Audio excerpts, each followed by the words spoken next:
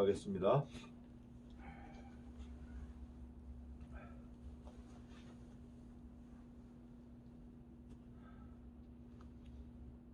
악하고 게으르고 아는 것도 없고 할 수 있는 것도 없는 저희들을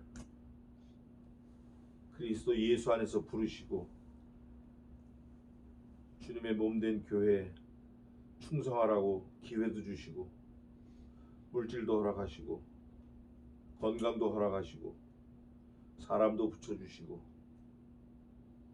말씀도 깨닫게 해주심을 감사합니다. 우리가 이 땅에 객과 나그네로 사는 동안 하나님을 영화롭게 하며 기쁘시게 하며 그 말씀을 준행하며 그 명령을 따르며 그 언약과 율례와 규례를 생활 속에서 잘 기억해서 지켜내며 인내로 그리스도 다시 오실 때까지 우리가 갈 때까지 승리하는 삶을 살게 도와주시옵소서. 우리가 가는 길 알지 못하지만 때마다 일마다 돕는 은혜와 손길로 함께 동행하시며 언제나 천국 소망을 갖는 저희들로 삼아 주시옵소서. 이 시간 총장님 모시고 말씀을 들을 때 돌같이 굳은 마음 몽땅 제하시고 고기와 같이 부드러운 마음 허락하셔서 그 말씀이 우리의 생명이 되게 도와 주시옵소서. 마귀의 괴계를 눌러주시고 이 자리에 참석하지 못한 우리 성약교회 권속들 어디에 있든지 주님의 전을 기억하며 말씀을 기억하며 천국을 소망하는 지혜자들로 삼아 주시옵소서. 일생을 주님께 맡겨오며 감사하고 예수님의 이름으로 기도하옵나이다. 아멘. 찬송하겠습니다.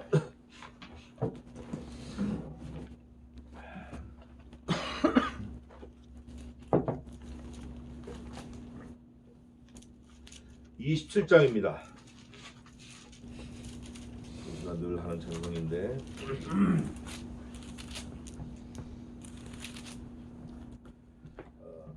중간에 십자가 날 위해 지셨네. 이 말씀 잘 기억하시고 빛나고 높은 보좌와 그 위에 앉으신 주 예수 얼굴 영광이 해같이 빛나네. 해같이 빛나네. 지극히 높은 위엄과 한없는 자비를 무천사 소리 모아서 늘 찬송 드리네. 늘 찬송 드리네. 영죽을 나를 살리려 그 영광 버리고 그 부끄러운 십자가 날 위에 지셨네. 날 위에 지셨네. 나 이제 생명 있음은 주님의 은사요. 저 사망 권세 이기에 큰 기쁨 넘치네. 큰 기쁨 넘치네. 주님의 보좌 있는데 천한 몸이 들어 그 영광 몸소 배울 때 내 기쁨 넘치리. 내 기쁨 넘치리. 아멘. 사도신경으로 우리의 신앙을 주님께 고백하시겠습니다. 전능하사 천지를 만드신 하나님 아버지를 내가 믿사오며 그 외아들 우리 주 예수 그리스도를 믿사오니 이는 성령으로 잉태하사 동정녀 마리아에게 하시고 본디오 빌라도에게 고난을 받으사 십자가에 못 박혀 죽으시고 장사한 지 사흘 만에 죽은 자 가운데서 다시 살아나시며 하늘에 오르사 전능하신 하나님 우편한 자 계시다가 저희로서 산자와 짐자를 심판으로 오시리라. 성신을 믿사오며 거룩한 공회와 성도가 서로 교통하는 것과 죄를 사해 주시는 것과 몸이 다시 사는 것과 영원히 사는 것을 믿사옵나이다. 아멘. 찬송 8장입니다. 8장 후에 오늘 마지막 주일인데 2019년 윤덕재 형제의 예배를 기도해 주시겠습니다. 8장입니다. 목소리 높여서 주 찬양하여라. 영광과 권세와 존귀와 위엄을 온누리 다스리시는 만왕의 왕께 올려라. 아멘. 누르세요. 저 누르세요.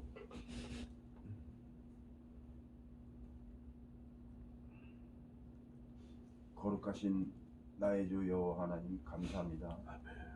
오늘도 주의 날을 맞이하여 적은 무리지만 이렇게 모여서 예배드릴 수 있도록 허락하시니 너무너무 감사합니다. 이 예배를 주님께서 주관하시고 마귀일절 틈타지 말게 도와주시옵소서. 말씀을 전하는 총장님 입술도 주님께서 주관하시고 그 입에서 나오는 말씀이 주의 말씀만을 전할 수 있도록 주님께서 이끌어 주시옵시고 함께하여 주시옵소서. 이 예배를 통해서 주님께 영광되는 시간이 될 수 있도록 허락하여 주시옵시고 저희의 마음에 큰 은혜가 될 수 있는 시간이 될 수 있도록 주님께서 이 시간 함께하여 주시옵시고 붙들어 주시옵소서. 저희가 살면서 많은 죄를 짓고 오늘도 이렇게 나와서 주님께 회개합니다. 저희 마음속에 회개할 수 있는 믿음을 허락하여 주시옵시고 항상 주님과 동행할 수 있는 저희 성약교회 성도들이 될 수 있도록 주님께서 우리 성약교회 성도들 일거수일투족을 함께 하시고 이끌어 주시옵소서. 저희 부족합니다. 세상 살면서 많이 넘어지고 마귀의 유혹에 넘어가고 많은 죄를 짓고 있습니다. 주님, 저희가 이 땅에 소망 두지 말고 하늘의 뜻을 두고 주님만을 의지하며 주님만을 내세우고 살 수 있는 저희 성약교회 성도들이 될 수 있도록 항상 붙들어 주시옵시고 이끌어 주시옵소서. 말세지만을 맞이하여 저희가 주여 어서 오시옵소서 하는 믿음을 허락하여 주시옵시고 주님이 빨리 오시기를 간구할 수 있는 저희 성약 성도들이 될 수 있도록 주님께서 함께하여 주시옵시고 이끌어 주시옵소서. 지금 이 자리에 있어야 될 전속들이 있습니다. 어디서 무엇을 하든지 주님께서 동일한 은혜로 허락하여 주시옵시고 그들과 함께하시며 그들이 주님을 맞이할 수 있는 믿음을 허락하여 주시옵소서. 주께서 저희를 사랑한 것 같이 저희도 서로 사랑할 수 있는 마음을 허락하시고 항상 주님과 동행할 수 있는 저희들 될 수 있도록 주님께서 이끌어 주시옵소서. 이 예배 초소를 허락한 여기 원장님 계십니다. 무슨 일을 하든지 복에 복을 더하사 이 예배 초소를 허락한 그 마음을 보시옵시고 그에게 하는 일이 모두 잘 될 수 있도록 주님께서 그를 함께 하시고 이끌어 주시옵소서. 저희 부족하고 너무 모자라지만 항상 주님을 믿고 따르는 저희 성도가 될 수 있도록 지켜주시옵소서. 저희 가족들 있습니다. 부모님들 계십니다. 주님께서 다 시온이 그들의 마음도 주님과 동행할 수 있는 그런 마음을 허락하여 주시옵소서. 함께하여 주시옵시고 이 자리에 이 시간 주님 홀로 영광 받아 주시옵소서. 너무나 부족한 죄인이 날 구원하신 우리 주 예수 그리스도의 이름으로 기도합니다. 아멘. 기도 감사합니다. 동행이라는 말을 기도 중에 나왔는데 그 동행이라는 게 굉장히 그 의미가 있는 말이에요. 히트 할락.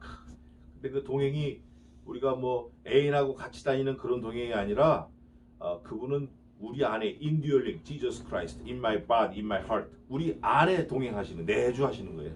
그리고 이제 사랑이라는 표현을 하면서 기도를 해주셨는데 지지난주에 우리 총장님께서 사랑에 대해서 말씀을 해주셨어요. 믿음, 소망 다 좋은데 사랑이 더 크다라는 거예요. 믿음, 소망, 사랑 이 세 가지는 항상 있을진데 그 중에 제일은 사랑이라. 뭐 천하를 얻고도 울리는 꽹과리 같은 거 이거 아니라는 거죠. 제 목숨을 불같이 내어줄지라도 사랑이 없으면 아니라는 거죠. 네, 기도 너무 감사합니다. 오늘은 대한민국에서 제1 신학자이십니다. 총신대 총장 하시고 또 지금은 코미니우스 연구소 소장님으로 계시면서 저희 후학들을 가르쳐 주시고, 근데 총장님께서 개인적으로 이렇게 말씀을 나누면 정말 신학적이나 이 학문적인 지식이 정말 심오해요. 정말 번쩍번쩍 놀랄 때가 많아요. 근데 이제 그거를 좀 우리 교인들도 같이 좀 나눴으면 해서 늘 기도하는 중에 막 제가 딱 달라붙어 가지고 졸랐어요. 사례도 못 드립니다. 꼭 와주셔야 됩니다. 오셨어요. 얼마나 감사한지. 총장님 나오셔가지고 오늘 우리에게 생명의 말씀 전해주실 때 잘 들으시기 바랍니다. 총장님 말씀 좀 부탁드리겠습니다. 네. 네.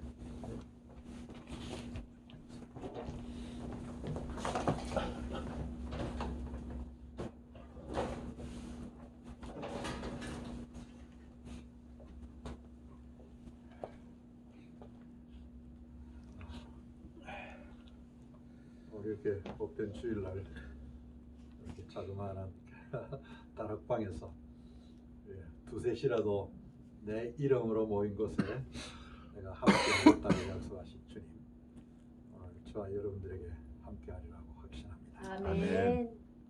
오늘 이렇게 초대를 받게 되어서 개인적으로 아주 영광스럽습니다. 늘 이렇게 좀 이렇게 규모가 있는 아주 이렇게 거창한 좀 큰 교회들에 자주 이렇게 초대를 받았는데 오늘은 아주 다락방 같은 초대교회 다락방의 모습 같은 이곳에 내가 초대를 받게 되어서 인간적으로 생각하면 좀 뭐랄까 작은 모임으로 우리 모두 위축된 마음일지 모르지만은 그러나 주님이 우리와 함께 하신다는 그 기쁨으로 또 우리의 마음과 또 우리의 지금 주님을 향하여 드리는 우리의 기도와 찬송 이렇게 다 받으실 줄 알고 오히려 영광스럽고 감사를 드리고 싶습니다. 아멘.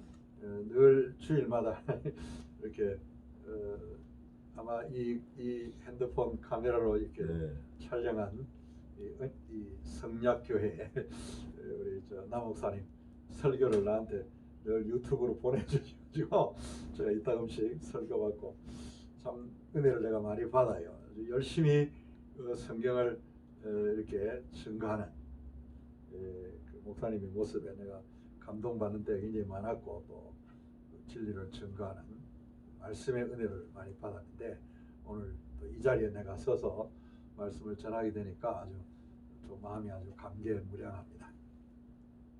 초청해 주셔서 감사합니다, 우리 남 목사님. 저를 늘 총장이라고 그러는데 누가 들으면 지금도 총장하고 있는 걸로 생각했는데 오래전에 제가 총신에서 교수 한 30년 가르쳤고요. 마지막에 총장까지 하고 제가 마쳤는데 벌써 횟수로 이제 5년이 지나고 6년째 접어듭니다. 그래서 이 한국 풍습은 옛날 뭐 한 그것을 굉장히 명예롭게 이렇게 늘 불러주어서 제가 총장인처럼 생각하는데 그러나 총장은 아니고 목사입니다. 말씀 증거하는 목사로서 여러분들 만나 뵙게 돼서 반갑습니다. 오늘 마지막 또 2019년 아주 다사다난했던 한 해를 보내는 마지막 주일입니다. 그래서 뭘 설교할까 조금 생각을 하다가 오늘 본문에 보면 달란트 비유 이야기가 나옵니다. 성경을 이렇게 대독해 주실 줄 알았는데 안 해주셔서 제가 다시 한번 본문을 읽도록 하겠습니다. 마태복음 25장입니다. 25장 14절에서 30절까지 제가 잘 아시는 달란트 비유를 말씀해 주신 내용입니다. 이 본문 오늘 설교하려고 준비했습니다. 한 절씩 교도하겠습니다. 마태복음 25장 14절부터 하겠습니다.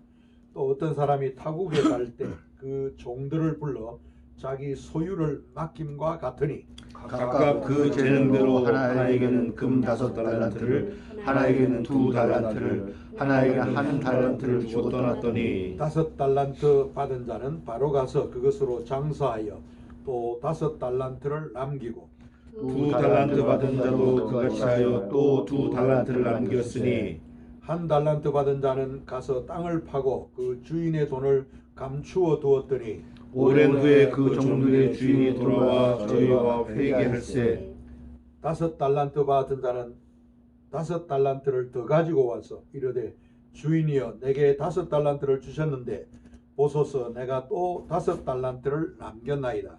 그 주인이 이르되 잘하였도다 착하고 충성된 종아 내가 작은 일에 충성하였음에 내가 많은 것으로 네게 맡기리니 내 주인의 즐거움에 참여할지어다 하고 2달란트 받았던 자도 와서 이르되 주인이여 내게 2달란트를 주셨는데 보소서 내가 또 2달란트를 남겼나이다. 그 주인이 이르되 잘하였도다 착하고 충성된 종아 내가 작은 일에 충성하였음에 내가 많은 것으로 네게 맡기리니 내 주인의 즐거움에 참여할지어다 하고 1달란트 받은 자는 와서 이르되 주인이여 당신은 굳은 사람이라 심지 않은 데서 거두고 해치지 않는 데서 모으는 줄을 내가 알았으므로 두려워하여 나가서 당신의 달란트를 땅에 감추어 두었나이다.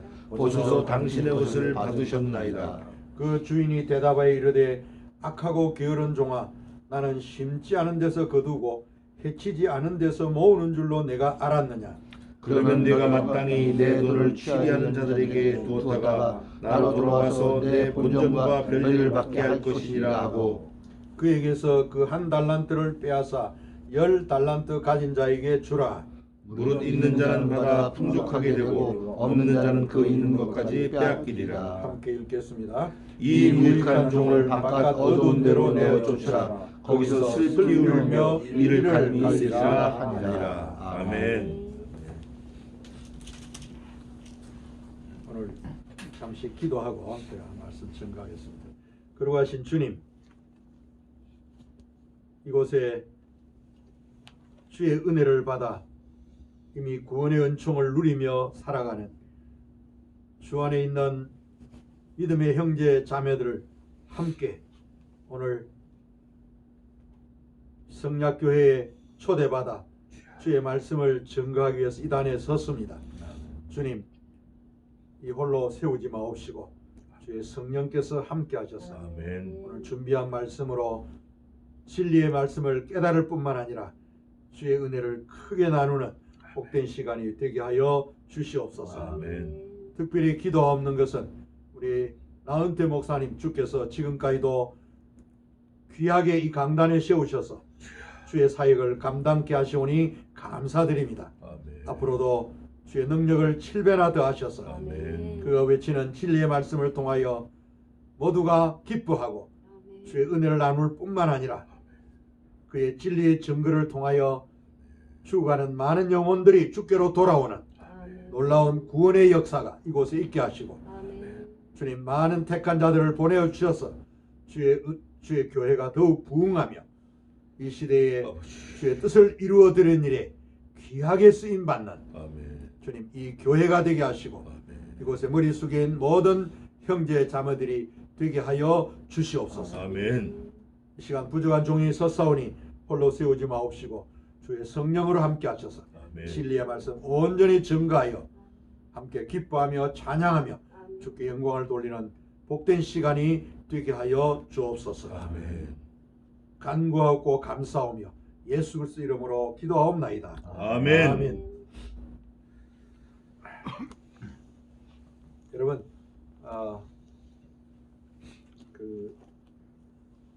오늘 이 본문을 통해서는 여러 가지 제목으로 제가 붙여서 설교를 할 수 있습니다.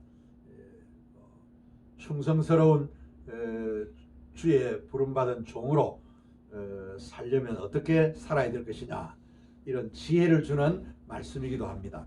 또 연말이 되면 1년 동안 살았던 우리 자신들을 되돌아보면서 정말 주의 종으로서 얼마나 말씀에 충실하게 살았는지 자신을 되돌아보면서 이렇게 또 뉘우치고 새롭게 결단하고 새로운 새해를 맞이하면서 또 희망과 용기를 갖는 그런 말씀이기도 합니다. 사실은 저는 오늘 제목을 하나 드린다면 오늘 이게 달란트에 관한 이야기가 많이 나오고 있어요. 사실은 그래서 이 말씀을 따라서 달란트의 의미가 무엇인지를 한번 생각해보는 그런 시간이 되었으면 좋겠습니다. 여러분, 우리가 예수를 믿음으로 얻게 되는 유익이 과연 무엇인가 라고 질문할 때 여러분 어떤 걸 생각하게 됩니까? 우리 예수 믿어서 우리에게 정말 유익이 되었다. 왜냐하면 현대인들은 유익한 걸 다 찾고 있기 때문이래요. 그래서 제가 그런 질문으로 여러분들 한번 이 말씀을 생각해 보라고 질문을 던져보고 싶습니다. 어떤 유익을 얻을 수 있냐 생각해 보면은 우리가 늘 우리 남목사님 통해서 듣고 배우신 대로 우리가 원래 죄인이었는데 죄에서 구원받았다. 또 영생을 약속받았다. 성약교회는 이름 그대로 보면 거룩한 하나님의 그리스도를 통하여 주신 약속을 아마 잘 믿고 나가는 그런 교회 같아요. 이미 잘 배우셔서 아시겠지만은 결국은 하나님의 자녀로 우리를 삼아주시고 또 더 이야기하면 하나님이 다스리시는 나라의 백성으로 살게 하시고 또 뭐랄까 흔히 말하는 천국의 시민으로 또 하나님이 약속하신 그 약속을 가지고 희망으로 삼고 믿음으로 살아가게 하는 그런 은혜들이라고 말할 수가 있는 줄 압니다. 뿐만 아니라 마지막 날에 그리스도가 다시 오시겠다고 약속했기 때문에 오시면 우리를 그가 약속하신 영원한 영생의 나라로 우리를 인도해 주실 것을 우리는 믿고 오늘도 그것을 예수 믿음으로 얻는 유익이라고 우리는 생각하고 있으리라고 봅니다. 그러나 한 번 더 생각해 보면 믿음으로 얻게 되는 유익이 어찌 이뿐이라고 말할 수 있겠습니까? 우리는 현대를 살아가고 있어요. 또 살기 위해서 우리가 다 태어났고요. 그래서 현실적으로 오늘 예수를 믿음으로 우리에게 유익된 게 뭐냐라고 질문을 다시 해본다면 저는 이런 대답을 드리고 싶어요. 그것은 뭐냐니까 주님이 이 땅 위에 이루시기를 원하시는 뜻이 계셔요. 우리를 부르신 것도 예수 믿게 한 것도 또 천국을 약속하면서 우리를 부르신 그 모든 뜻이 사실은 이 땅에 우리가 살아있는 날 동안 우리를 통해서 이루고자 하는 하나님의 놀라운 뜻이 계신다는 거예요. 그 뜻을 이루는 일에 쓰임받는 일꾼이 되게 한 것, 그것이 바로 오늘 우리가 예수를 믿음으로 얻게 되는 유익이 아닐까, 저는 그렇게 생각을 해보게 됩니다. 사실 우리가 주의 일에 쓰임받는 일꾼으로 오늘 부름받았다는 것을 생각하면 그게 아주 중요하다고 생각합니다. 또 그것이 바로 나로 하여금 존재감을 느끼게 하고 또 이 땅에 여전히 살아있는 삶의 행복감을 느끼게 하고 이 땅에 존재하는 보람, 삶의 긍지, 자부심 이런 것들을 느끼게 하지 않나 하는 생각도 해보게 됩니다. 우리 남 목사님이 저를 초청해서 저는 은퇴한 목사예요. 사실은 평생을 신학교에 섬기다가 은퇴했는데 은퇴를 하고 나니까 굉장히 자유롭다는 생각을 우선 갖게 돼요. 그동안 일 많이 했는데 편히 쉬어보자.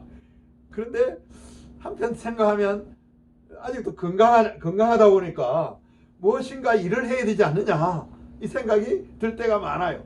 그래서 제자 목사들이 이따금씩 불러줘요. 저를 주일날 와서 목사님 설교해 주십시오. 우리 나 목사님이 저를 부르더라고요. 이게 하나님의 부름을 알고 사실은 기뻤어요. 오늘 나 같은 사람은 하나님이 은퇴 다 했는데 이제 뭐 조용히 쉬는데 나를 또 부르시는구나 하는 생각이 들어서 사실 오늘 한 걸음에 달려왔어요. 사실. 이게 제 기쁨이에요. 인간이 실제로 느끼고 살아가는 삶의 기쁨 아니냐. 하나님 오늘도 나를 쓰시는구나. 예, 목사의 기쁨은 그래요. 사실은 하나님이 오늘도 말씀 전하라고 나를 부르는 사람이 있구나. 이게 기쁨이에요. 그래서 내가 오늘 쓰임 받아야지 그런 기대로 사실 오늘 여러분 앞에까지 서게 되었습니다.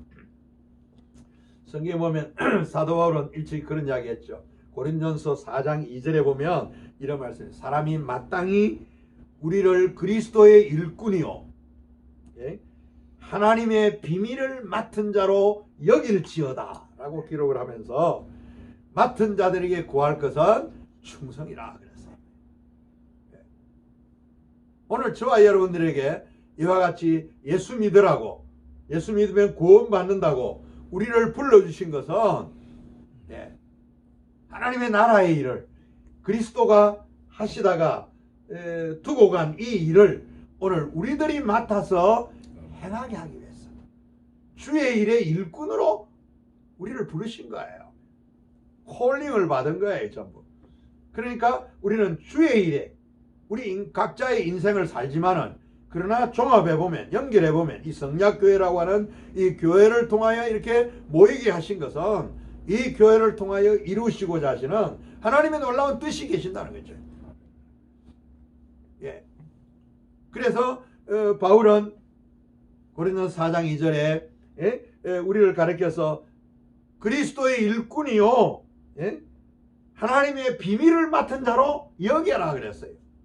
저와 여러분들이 목사만 맡은 게 아니에요. 목사는 그 전체를 리드해가는 하나의 공동체를 리드해가는 역할이고 또 말씀을 증거함으로써 깨우쳐주는 하나님의 정말 종으로서의 역할이죠.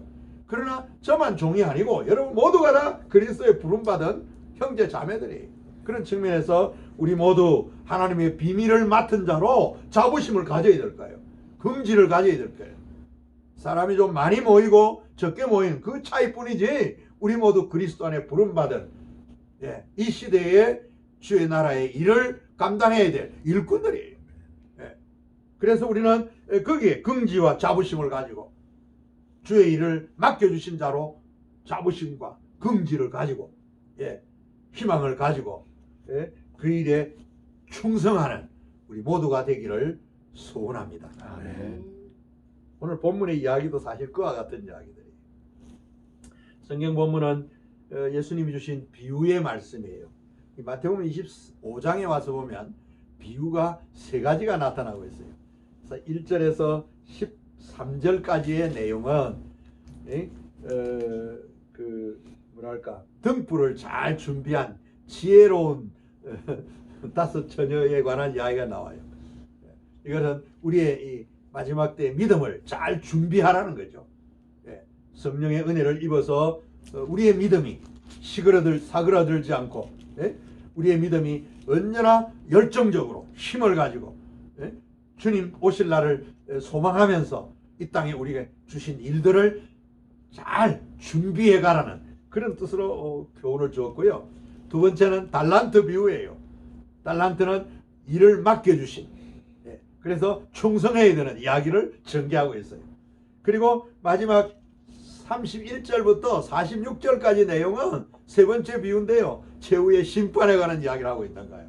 그러니까 마태복음 25장에 나와 있는 세 가지 비유는 엄청난 거예요. 생각하면 사실 우리가 어떻게 살아야 되며 부름받은 자들로서 어떻게 살아야 되고 그 사랑 결과가 오늘 이 달란트 비유에서는 이제 주인에게 인생을 결산하는 모습으로 표현하고 있지만은 마지막 그 세 번째 비유에 가서는 이제는 주님이 재림하셔서 의로운 자와 비의로운 자, 의롭지 못한 자들을 오른편과 왼편에 세우시고 마지막 날 심판하신다고 하는. 첫 번째 비유는 믿음이고 믿음을 요구하셨고, 두 번째 비유는 열심히 일하는 걸 비유하셨고, 세 번째 비유는 그 열심히 일한 행위대로 심판하신다는 걸 말해주고 있어요. 그러니까 굉장히 의미가 깊은 오늘 말씀이고, 그 가운데 제가 두 번째 비유를 생각해 보도록 하겠습니다. 잘 아시는 대로 이제 비유 이야기는 뭐 한번 정리해 보면 그렇습니다. 한 집의 주인이 말이죠, 먼 곳으로 여행을 간 것 같아요. 외국으로 갔겠죠. 먼 곳이라 했으니까 어쨌든 여행을 갔어요. 근데 그 집에 종이 세 사람이 있은 거예요. 그 종들에게 자기가 가진 재산을 주인이 각각 그들의 믿음의 분량에 따라, 그들의 능력의 분량에 따라서 재산을 나누어 주고 간 거예요. 첫 번째 종에게는 5달란트, 두 번째 종에게는 2달란트, 세 번째 종에게는 1달란트를 주고 떠나게 됩니다. 그들의 능력, 재능에 따라서 주셨다고 성경은 이야기하고 있어요. 그리고 이 종들은 그 받은 달란트를 가지고 주인이 다시 돌아올 때까지 그것으로 인생을, 자신들의 인생을 살아야 했던 거예요. 그 달란트에다 목숨을 걸고 이제는 주인이 돌아올 때까지 그 달란트로, 성경에 보니까 장사했다 그랬어요. 아마 오늘 현대적으로는 비즈니스를 두고 표현한 말이라 그렇게 볼 수 있겠죠. 이제 주인이 돌아왔습니다. 주인이 돌아오면 자기들이 받은 달란트로 어떻게 살았는지를 결산해야 했던 것입니다. 그래서 이제 주인이 돌아왔고 그 종들은 받은 달란트로 그동안 자신들의 인생, 살아온 인생을 결산하게 되는 모습을 대하게 되는 것입니다. 첫 번째 5달란트 받은 자는 또 5달란트를 100% 이윤을 남긴 거죠. 결국은 가치를 남긴 거죠. 5달란트에서 다시 또 5달란트, 10달란트로 주인에게 와서 결산을 했습니다. 그때 주인이 뭐라 그랬습니까? 착하고 충성된 종다. 그렇게 부르면서 적은 일에 충성하였음에 내가 많은 것으로 너에게 더 맡겨주겠다. 그렇게까지 이야기하면서 내 주인의 즐거움에 참여하라. 그 달란트를 통해서 이제는 주인과 함께 즐거워하는 잔치에 참여할 것을 약속받는, 정말 인생을 잘 살았죠. 그러나 이제 여기 5달란트와 2달란트 받은 종은 동일하게 그와 같은 칭찬을 받았습니다. 그런데 1달란트 받은 종은 어땠습니까? 아무런 이윤을 남기지 못한 채 받았던 1달란트를 땅에 묻어두었다가 그 1달란트를 그대로 가져와서 주인에게 내어놓습니다. 주인 내게 준 거 1달란트인데 이거 손상 없이 손해보지 않고 그대로 가져왔습니다 하고 내어놓습니다. 그런데 유감스럽게도 그 종은 어떻게 평가되었느냐, 결국은 게으른 종이라 라고 평가를 받고, 마지막에 보면은 바깥 어두운 데 내쫓겨 이를 갈며 슬피 우니라, 성경 그렇게까지 표현하고 있어요. 비참하게 이제 내쫓김을 받은 거죠. 여러분, 여기서 중요한 질문 하나를 던져보고 싶습니다. 그게 뭐냐면 달란트의 의미에 관한 것입니다. 도대체 이 달란트는 이 종들의 인생에 있어서 과연 무엇을 의미했느냐 하는 질문입니다. 두 가지를 생각할 수 있어요. 첫째는요, 이 달란트는 이 종들이 그것을 가지고 자신의 인생을 새롭게 시작할 수 있는 절호의 기회였습니다. opportunity 또는 chance라고 표현할 수 있겠죠. 절호의 기회였습니다. 이것으로 내 인생을 한번 살아보라 하고 주인이 그에게 허락해준 기회 부여의 의미였다는 거죠. 그런데 5달란트와 2달란트 받은 종들은 그 기회를 어떻게 했다고 볼 수 있습니까? 선용한 것입니다. 최대한 활용을 했던 것입니다. 그런데 1달란트 받은 종은 어떻습니까? 그 기회를 놓쳐버린 것입니다. 왜? 땅에다 묻어두었기 때문에. 아마 이 종의 이 한 달란트 반 종의 입장에서 생각하면 이 종은 세상을 너무 잘 알았던 것 같아요. 긍정적으로 보면. 왜? 세상은 죄악이 많아서 예, 세상은 험난해요. 세상은 경쟁하는 사회예요. 뺏고 뺏기고 하는 세상이에요. 그게 삶의 지금까지 만들어낸 삶의 방식이에요. 예, 그 속에서 사니까 세상이 너무 험난하니까 이 종은 그것조차도 빼앗길까 싶어가지고 사기당할까 싶어서 투자 뭐 이런 거 생각, 사업 이런 거 생각을 못하고 그냥 이거 하나라도 내가 놓쳐버리면 주인한테 책망받을까 싶어가지고 그걸 땅에다 숨겨놓은 거예요. 묻어놓았던 거예요. 자기 딴에는 그렇게 생각한 거예요. 왜? 세상에 사기꾼이 너무 많으니까. 잘못 투자했다가 날리는 사람들이 너무 많으니까 그걸 아마 일찍이 봤던 것 같아요. 이 사람은. 제가 변호해보면 그렇습니다. 변명을 해보면. 네? 그래서 땅에 숨겨놓은 거예요. 그러나 생각하면 이건 사업을 벌려서 더 적극적으로 노력해야 돼. 예. 그래서 생산해내야 돼. 예. 기회예요, 기회. 그 기회를 이 한 달란트 반 종은 놓쳐버린 거예요. 주인은 이 기회를 활용하고 선용하기를 원하고 있는 거예요. 딴 거 아니에요. 그런데 이 기회를 이 종은 상실하고 말았던 것입니다. 더 첨부의 설명을 해보면은 이 종의 모습은 이 5달란트, 2달란트 반 종의 모습은 예, 당당히 그 주인이 그에게 준 책임, 사명, 예, 거기에다가 인생을 걸고 열심히 달렸다 이렇게 표현할 수 있어요. 그래서 성공적인 인생을 살게 된 것 같고 결국은 주인으로부터 칭찬받을 수밖에 없는 멋진 인생을 살았다 그렇게 볼 수 있는 거예요. 그러나 앞서 말한 대로 한 달란트 반 종은 정반대의 인생을 살게 되었다 그렇게 볼 수 있습니다. 실제로 생각해보면 이 한 달란트 반 종은 자기에게 준 이 사명, 자기에게 본 이 기회가 무엇인지 이 달란트에 대해서 이해를 못했다 그렇게 볼 수 있어요. 오히려 또 인간적으로 생각해보면 왜 저 사람은 다섯 개 주고 2개를 주었는데 왜 나는 하나밖에 안 줘? 하고 불쾌해가지고 오히려 오해를 해서 그렇게 착각을 했는지도 모르겠어요. 그러나 5개를 받든 하나를 받든 2개를 받든 그것은 그가 주인이 없는 동안에 그걸 가지고 자기 마음대로 사용할 수 있는 절호의 기회, 그 기회를 놓쳐버린 거예요.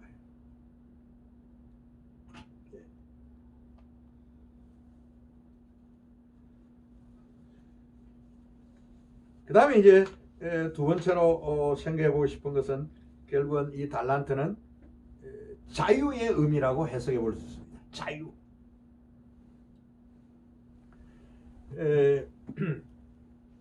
그것은 이 종들이 받은 달란트로 자기 마음대로 써야 되는 거예요.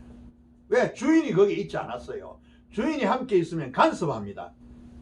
왜 내가 줬는데 그걸 이렇게 써 이렇게 써 왜 그렇게 쓰냐 하고 일일이 간섭했을 겁니다. 근데 간섭이 없어요. 왜? 주인은 먼 곳에 가 있기 때문에. 그러니까 이 달란트는 이 종들이 자기 마음대로 자기가 꿈꾸고 계획한 대로 자기가 목표한 대로 자기가 목표를 설정해야 돼. 그리고 거기에다가 자기 인생을 완전히 걸어야 되는 거예요. 자기 인생을 걸어야 돼. 그래서 그 목표를 향하여 모든 에너지를 투자해서 어쨌든 이득을 만들어내는 오늘 어떤 면에서 자본주의와 사회와 같은 모습을 상상하게 만들어요. 이 달란트 비유는 대부분 자본주의가 그래서 성경적이다 뭐 그런 식으로까지 가는데 그렇게까지 느끼기에는 잘 모르겠어요. 자본주의 너무 이렇게 이제 궁극적으로 잘 아시는 대로 빈익빈 부익부의 구조를 해결 못 하잖아요. 궁극적으로. 그것 때문에 이제 막스가 생겨났죠. 사회주의가 생겨나고 자본주의의 도전을 준 거라고 볼 수 있죠. 그러나 중요한 것은 이 달란트는 분명히 자유의 의미였다는 거죠. 자유. 마음대로 사용할 수 있는. 누구의 간섭도 받지 않는. 자기가 책임을 져야 되는. 그런 의미가 여기에 놓여 있었다라고 볼 수가 있습니다. 그래서 그 달란트로 마음대로 사용할 수 있는 특권이 그에게 주어진 거예요. 누구도 간섭할 수 없는 자유가 주어진 것입니다. 그 자유는 평소에 이 종들이 이루어보기를 꿈꾸었던 소원과 희망, 목표, 그게 거기에 다 달려 있었습니다. 그걸 향하여 내 자신을 완전히 걸어 넣어버리는, 오늘 우리 세상의 삶이 그와 같다고 하는 것을 느껴볼 수가 있어요.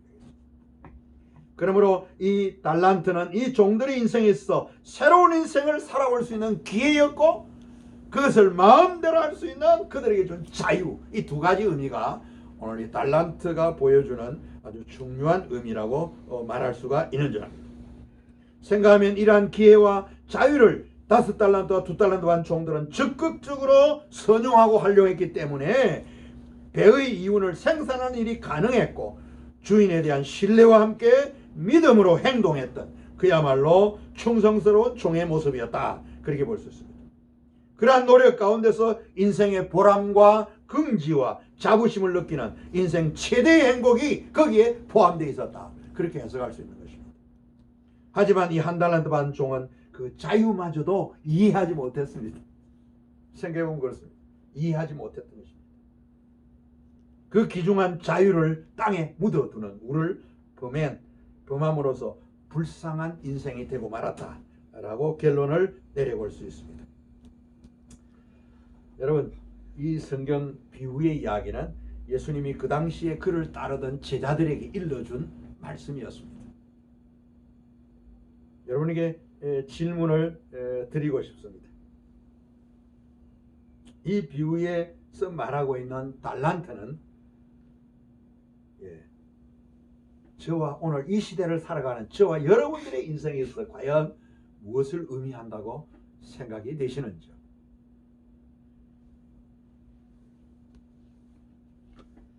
정확하게 비유하면 역사적으로는 이 비유를 듣는 사람들은 예수님의 제자들이었습니다. 그리고 성경 해석학자들은 그렇게 설명하고 있습니다. 5달란트와 2달란트 받은 종들은 예수님의 제자의 모습이고, 1달란트는 누구를 상징했느냐? 그 당시에 예수를 언제나 발목 잡았던 바리새인들, 예수에게 시비 걸었던, 소위 자칭 선택받은 사람이라고, 아브라함으로부터 선택받은, 택함받은 자들이라고 자부심을 갖고 있는 유대인들을 가리키는 말씀이었다.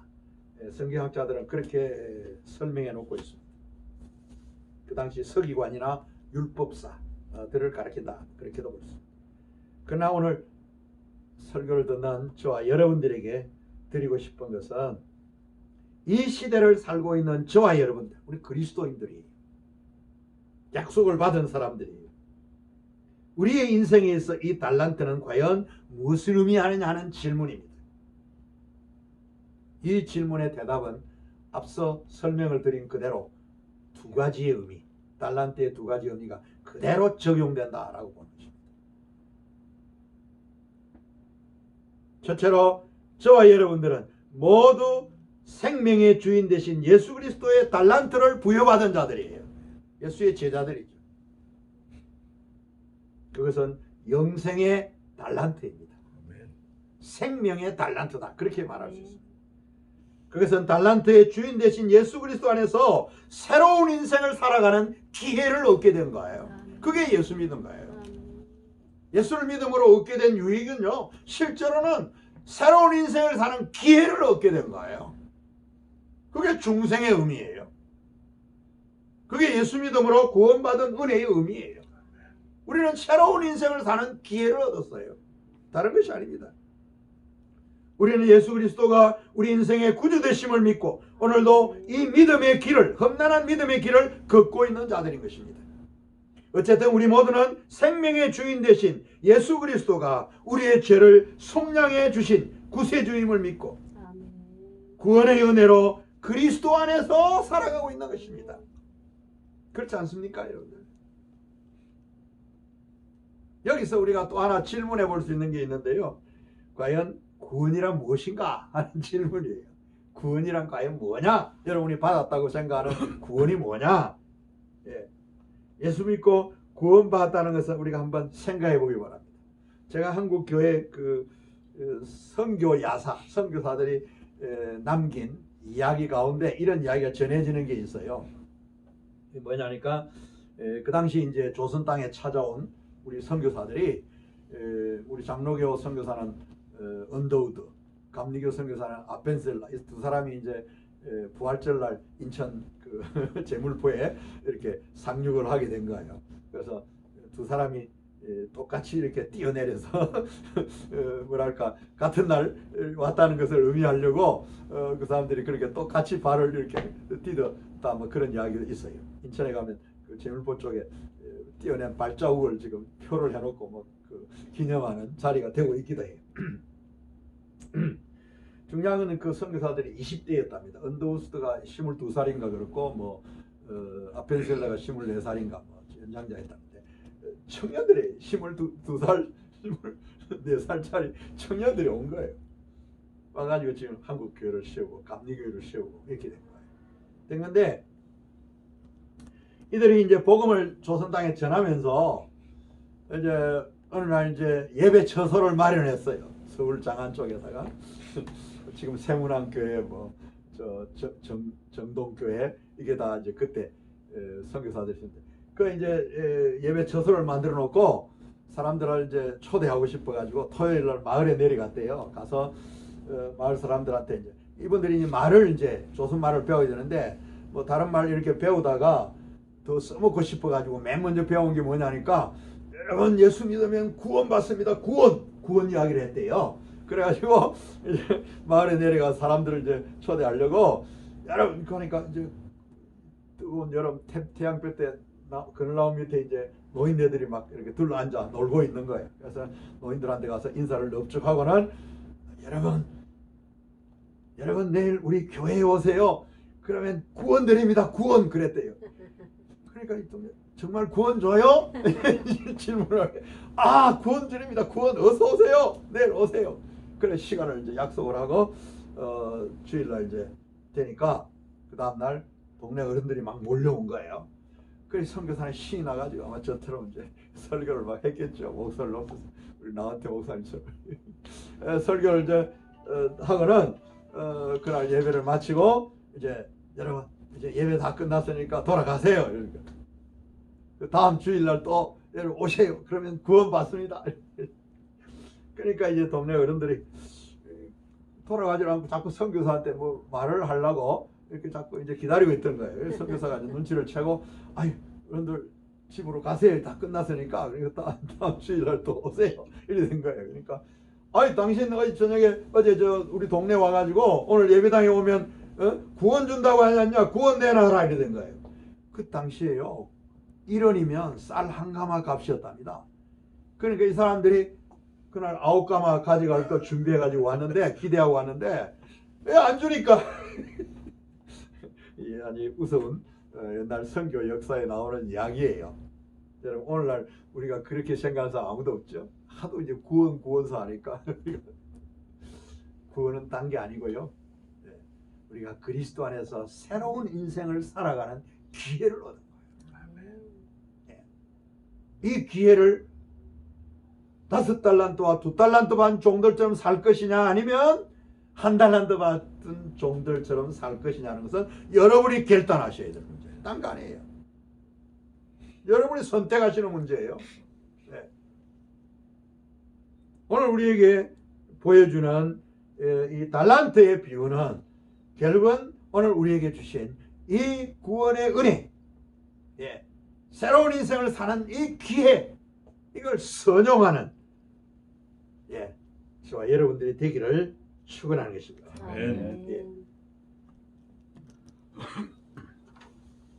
여러분 잘 아시는 말씀 알죠? 고린도후서 5장 17절에 보면 사도 바울이 이렇게 말했지 않습니까?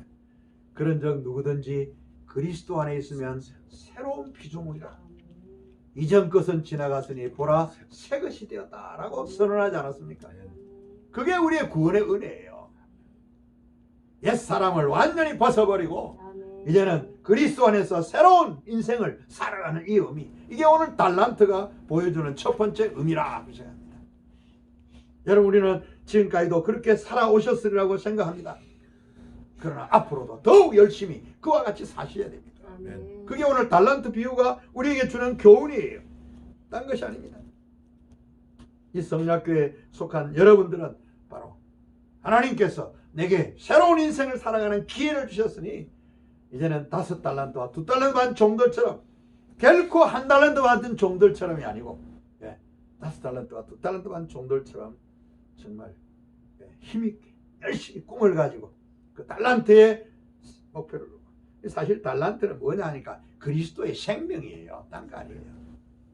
이걸 이제 화폐 단위로 계산하면 달란트란 말이 로마에 그 사용하던 금으로 된 화폐 단위 이름이라 그러는데 이게 꽤 만만치 않아요. 여러분 들어보면 그 한 달란트가 얼마나 되느냐, 6천 데나리온이라고 표현하고 있거든요. 근데 그 한 데나리온이 얼마냐니까 하루의 노동자, 그때 당시 노동자 품삯이라 그러거든요. 그 오늘 우리 한국 사회를 비교해 보면요, 우리 한국 사회 노동자 하루 일당이 얼마죠? 여러분 아마 한 10만 원 받는다고 생각해 보시죠. 요즘 하도 물가가 높아져 가지고 인건비도 높아지는 파인데 10만 원을 생각하면 얼마입니까? 6천 데나리온은 얼마예요? 10만 원에 6천 곱해 보세요. 얼마입니까? 금방 신본이 안 되죠. 6억이에요. 6억. 적은 돈 아니에요. 우리는 그냥 한 달란트, 그러니까 굉장히 그냥 100원짜리 동전같이 생각을 하는데 그렇지 않습니다. 정확하게 화폐 단위를 생각하면 6억이에요. 6억. 5달란트면 5, 6, 3, 30억이에요. 뭔가 자그마한 기업체 하나, 멋있는 논현동 멋있는 레스토랑 하나 열어볼 만한 그런 돈이에요. 적은 돈이 아니에요. 6억이면 웬만한 아파트값. 여기 논현동 굉장히 비싸죠.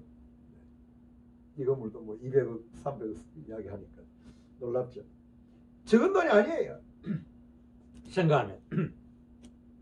그래서 오늘 우리는 이 놀라운 기회, 내 인생을 어떻게 한 달란트에 비교하겠습니까?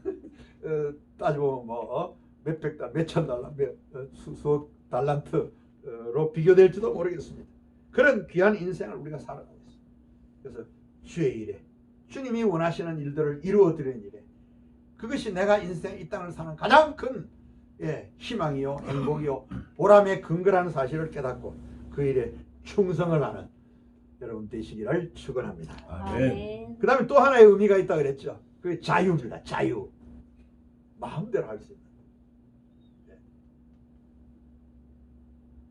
우리는 그리스도 안에서 우리를 죄에서 자유케 해준 분. 아멘. 분이 아닙니까? 우리를 죄에서 더 이상 죄하고는 관계없는. 그것이 결국은 그리스도가 자기의 생명을 우리를 위하여 약속해 주시기 위해서 십자가에 내어주신 그 사랑의 은혜라고 말할 수 있습니다. 요한복음 8장 31절에도 진리가 너희를 자유케 하리라 그렇지 않았습니까? 요한복음 8장 36절에도 그러므로 아들이 너희를 자유롭게 하면 참으로 너희가 자유하리라 그랬잖아요. 우리가 그리스도 안에서 자유한 자들이에요. 사실 얽매일 게 아무것도 없어요. 우리 보통 사람 눈치를 많이 보잖아요. 그럼 눈치 볼 거 없어요. 우리는 참 자유를 얻은 자들이에요. 자유롭게 살면 되는 거예요. 자유 그거예요. 사도 바울은 로마서 8장 1절 2절에서 이렇게 말하지 않습니까? 그러므로 이제 그리스도 예수 안에 있는 자에게는 결코 정죄함이 없나니 이는 그리스도 예수 안에 있는 성령의 법이 죄와 사망의 법에서 너를 해방시켰다. 그 말입니다. 근데 이제 우리가 고민되는 게 뭐냐니까 늘 또 실수를 하는 거예요. 그 때문에 계속 죄책감에 사로잡히고 그래요. 근데 그거 너무 거기에 묻히면 안 됩니다. 뭘 봐야 되냐니까 우리를 여전히 기대하시고 그럼에도 불구하고 우리가 모순을 저지르고 실수를 저지르는데도 불구하고 여전히 그리스도 안에서 우리는 새로운 인생을 살아가는 자들이고 그것을 떨쳐버리고 그걸 떨쳐 일어나서 주님이 원하시는 일들에 더 헌신하도록 노력하고 그 일에 자신을 더 내어놓을 줄 아는 삶을 그런 인생을 산다면 그 죄가 나를 이렇게 얽매이게 해서는 안 된단 말이에요. 얽매이게. 물론 그 실수도 줄이도록 우리가 노력해야 되겠지만, 그러나 그 죄로 인하여 우리를 심판하시는 건 아니에요. 그 은혜, 우리에게 주신 그 자유, 더 주님이 원하시는 그것을 생각하면 그 모든 것을 뛰어넘을 수 있다라고 보는 것입니다. 여러분, 우리는 예수 때문에 죄에서 자유함을 얻은, 아멘. 죽을 수밖에 없는 죄인들이었지만은 이제는 예수 때문에 살아난 자들이고요, 죄에서 자유함을 얻게 된 사람들. 아멘. 그러므로 우리가 어떻게 살아야 될 것이냐라고 질문할 때는 결국 나를 죄에서 자유케 하신 그분을 위하여 자유하는 자로 살아야 된다. 그게 대답이에요. 네. 나를 위하여 자유한다는 게 아니고 그분 때문에, 그분을 위하여 내가 자유할 수 있는, 이 자유는 이제 무엇까지 포함이 되어 있느냐? 자기를 절제할 수 있는 자유. 오늘날 자유는요, 우리 자본주의 사회, 자유라는 게 전제가 되어 있잖아요. 자유로운 사회예요. 우리 사회가 이제 상당히 그 수준에 도달하고 있어요. 아직도 이제 정치가 많은 오해를 주고 있긴 합니다만은, 그러나 생각해 보면 자유로운 사회가 되었어요. 근데 그 자유는 이 안에서 자유가 극대화되면요, 경쟁으로 가버려요. 자유가 극대화되면 경쟁이 돼버립니다. 경쟁이 돼가지고 내 자유만 계속 주장을 하게 되면 결국은 그 자유는 나와 함께하는 상대방의 자유를 뺏어서 내 것으로 이용하는 문제가 생겨나게 됩니다. 그게 우리 이 땅에서 경험하는 자유예요. 그래서 자유는 책임과 함께 놓여 있는 거예요. 그 자유는 이제 극단에 가서 경쟁이 될 때는 뭐가 필요하냐니까, 그 자유는 양보하는 자유, 오히려 약자를 도와주는 자유로 나타나야 돼. 그게 책임이에요. 그래서 자유와 책임은 언제나 함께 있는 거예요. 이걸 조절하지 못하면 자유가 이제 남용되거나 악용되어 가지고 자기 자유만 생각하는 딜레마에 빠져버립니다. 이게 우리가 이 땅에서 경험하는 자유에 대한 딜레마입니다. 그러나 성경이 말하는, 복음이 말하는 자유는 뭐냐니까, 그리스도가 말하는 자유는 뭐냐니까, 결국은 내가 충돌이 일어날 때, 대립이 일어났을 때는 양보할 줄 아는, 절제할 줄 아는, 오히려 내 것으로 남을 도와줄 줄 아는 자유, 이것까지 생각해요. 이게 예수님이 보여준 자유예요. 네. 그래서 자기를 유보할 줄 아는 자유, 이 능력을 길러야 되는 거예요. 이건 상당한 훈련을 받아야 되는 겁니다. 그렇지 않고 내 자유만 계속 주장하게 되면 결국은 상대방의 자유, 다른 사람의 자유를 뺏어서 내 것으로 이용하고 나는 즐기고 있는 이런 딜레마가 생긴다, 이 말입니다. 이게 예수님이 보여준 자유가 아니에요. 예수님이 보여준 자유는 함께 더불어 이렇게 살아갈 수 있는, 나눌 수 있는, 협력할 수 있는 공동체의 자유다, 그렇게 설명할 수가 있습니다. 그러므로 오늘 우리 이 자유의 의미를 좀 더 깊이 생각하고 절제할 수 있고 또 용서할 수 있고 화해할 수 있고, 함께 할 수 있는 이런 자유의 능력을 길러가는 우리 모두가 되기를 축원합니다. 그게 바로 사랑하라는 거예요. 아주 사랑으로 이제 연결이 되는 겁니다. 그래서 우리는 더 이상 죄의 종으로 사는 것이 아니라 다시는 죄의 멍에를 메어서는 안 되는 자들이고, 우리가 다시는 사탄과 악마의 종으로 살아서는 안 되는 거예요. 바울은 그래서 로마서 6장 1절 2절에서 보면, 그런즉 우리가 무슨 말하리요? 은혜를 더하게 하려고 죄에 거하겠느냐? 그럴 수 없느니라. 죄에 대하여 죽은 우리가 어찌 그 가운데 더 살리요? 로마서 6장 15절에 보면, 그런즉 어찌하리요? 우리가 법 아래 있지 아니하고 은혜 아래 있으니 죄를 지으리요? 그럴 수 없느니라. 너희 자신을 종으로 내어주어 그리스도에게 순종하든지 그 순종함을 받는 자의 종이 되는 줄을 알지 못하느냐? 혹은 죄의 종으로 사망에 이르고 혹은 순종의 종으로 악의 의에 이르느니라. 하나님께 감사하리로다. 너희가 본래 죄의 종이더니 너희에게 전하여 준 바 교훈의 본을 마음으로 순종하여 죄로부터 해방되어 의에게 종이 되었느니라. 언제나 옳은 것에 의의 종으로 살아가는 삶, 그게 우리가 살아야 될 삶이다. 제가 너무 시간이 길어졌네요. 이제 마무리하도록 하겠습니다.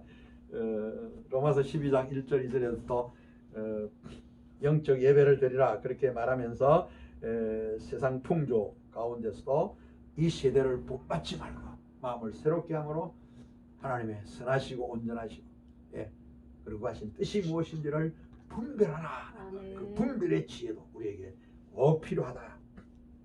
결론적으로 오늘 이 달란트 비유가 주는 의미, 이 달란트의 의미가 무엇인지를 우리에게 바르게 생각하면서 우리 자신을 한 해 동안 다사다난했던 이 가운데서 잘 정리하시길, 망련하시기를 바라고 또 새해를 바라보면서 이제는 달란트의 삶을 충실하게 살아가는 주님이 이 시대에 주님이 부르신 신실한 종의 삶을 사는 충성스러운 종의 삶을 사는 저와 여러분이 되기를 축원합니다. 아멘. 기도하겠습니다. 그러고 하신 주님 오늘